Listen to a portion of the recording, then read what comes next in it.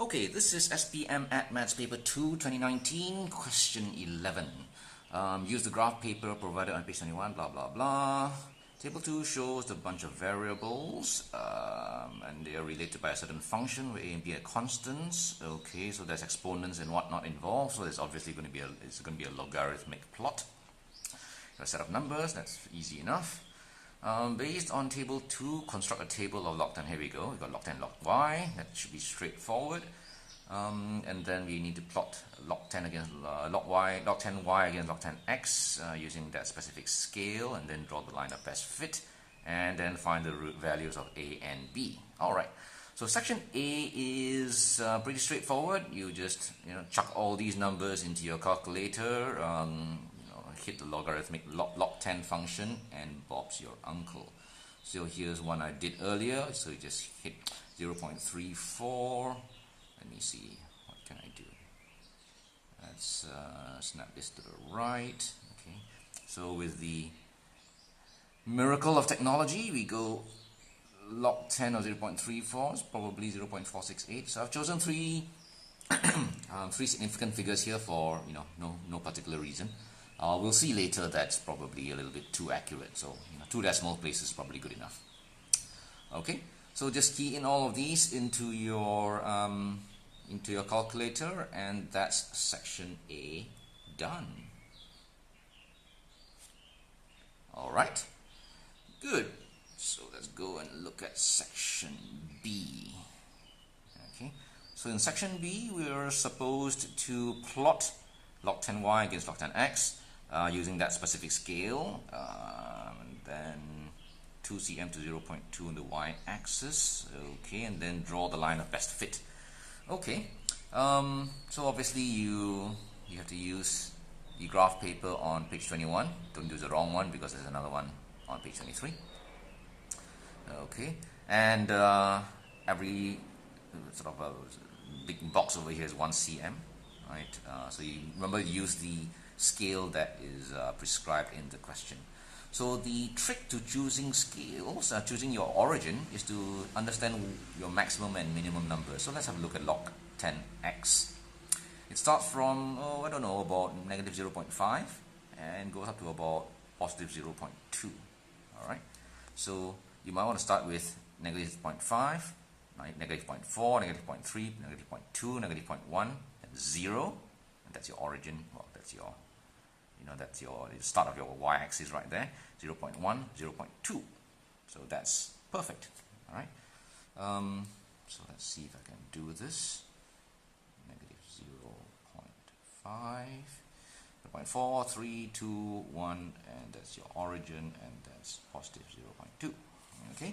And log y, we do the same thing. It ranges from that looks like 0 to about 1.8,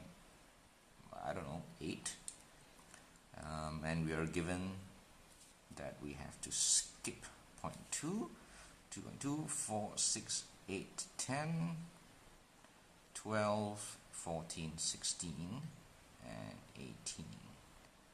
1.8. So that section of the graph paper fits all our data sets. All right. So just remember very carefully. That's the y-axis and that's the x-axis. All right. Good. So just go through the rigmarole of plotting everything out. All right. Okay. So here's one that I did earlier. All right. So we've got, for example, the first point is about minus 0.468, somewhere about here. Plotted again 1.678, which is about somewhere there, right? So plot all the points. If any of the points looks out, obviously just check the numbers again, make sure they're all right. And this experiment seems to have been done quite well, and all the lines, all the points do fit a nice straight line. Okay, so that's section B done then. Okay, let's have a look at our PDF. And question 11, here we go. So plot log y against log x, that's done. So section C, using the graph, find A and B. Okay, so this is not too tricky. All you have to do is express that in logarithmic form. So we're given that y is equal to a over the bth root of x, right?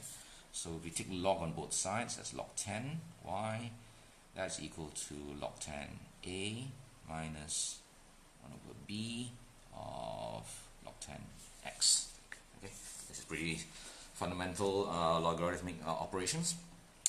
So obviously we've plotted log y as your y-axis, we've plotted log x as your x-axis. So all that remains is to find your c and x. Nice, good old straight line, right? So c is pretty easy.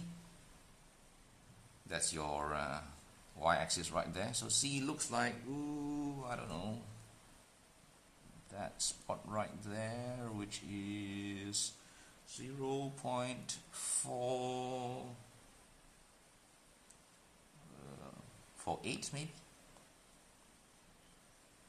Okay, that looks like it's pretty close to 0.5, right? So it looks like about 0.48. So that's 0.48, easily done. And m, obviously is negative. We've got a negative 1 over b there, so just be careful about the signs.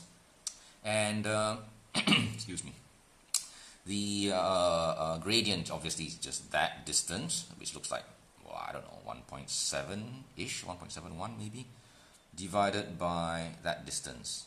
Okay, so that looks like 0.195, and that's of course 0.5. Okay, so we've got 1.71. Oops, pardon me. 1.71 divided by 0.695 approximately into x.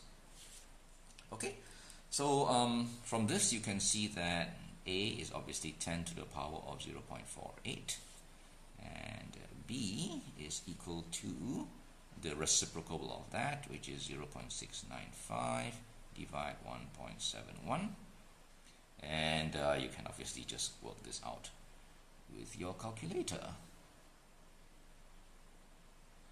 So what do we have? 0.48, 10 to the power, that looks like 3.02. And b is 0.695 divided by 1.71, and that gives you about 0.41 roughly. Okay, so those are two answers. And of course, you know your time budget per question. So if you look at the number of marks that you'll get 10 marks out of this. So you can sort of divide and set yourself a time budget. If you have enough time, I would always recommend substituting these values of a and b back into the formula, and to see whether you can get the numbers of x and y roughly matching what you see in the table there. Alright, that's it. Question 11 done.